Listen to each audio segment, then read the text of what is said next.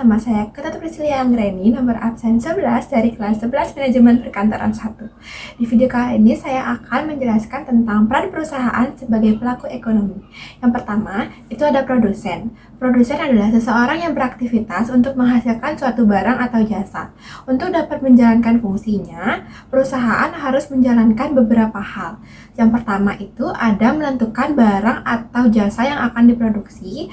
Lalu yang kedua, mengelola bagaimana proses barang atau jasa tersebut dapat diproduksi. Yang ketiga, memastikan bahwa produk atau jasa yang diproduksi diminati oleh masyarakat luas. Peran perusahaan dalam perekonomian juga cukup beragam, seperti membeli fasilitas pendukung produksi. Contohnya itu seperti tenaga kerja, bahan baku, dan modal. Lalu yang kedua ada agen pembangunan. Rumah tangga produksi atau perusahaan juga disebut sebagai agen pembangunan, yang artinya perusahaan ikut berperan dalam membantu pemerintah untuk menjalankan kegiatan pembangunan. Contohnya yang pertama itu seperti membangun infrastruktur. Infrastruktur itu pembangunan secara umum yang dilakukan untuk fasilitas umum. Contohnya itu seperti jalan raya, pelabuhan, rumah sakit, dan sekolah, dan masih banyak lagi. Lalu yang kedua, menyediakan lapangan pekerjaan, dan yang ketiga itu ada mensejahterakan anggotanya. Lalu yang ketiga ada distributor. Keberlangsungan suatu perusahaan sangat bergantung pada proses distribusi jasa atau barang yang dihasilkan oleh perusahaan tersebut.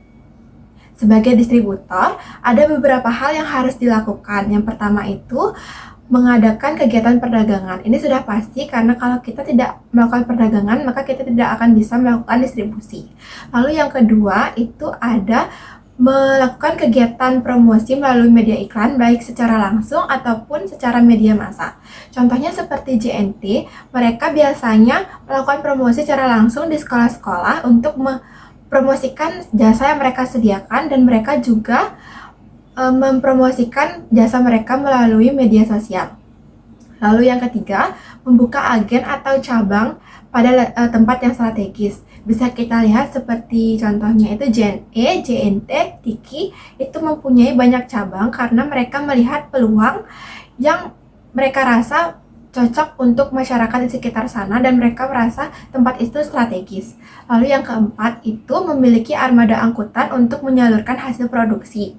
Ini contohnya seperti kita memesan barang di luar pulau, dan armada dan jasa tersebut akan mengirimkan barang yang kita pesan itu melalui angkutan armada yang sudah mereka punya. Sekian penjelasan dari saya, terima kasih.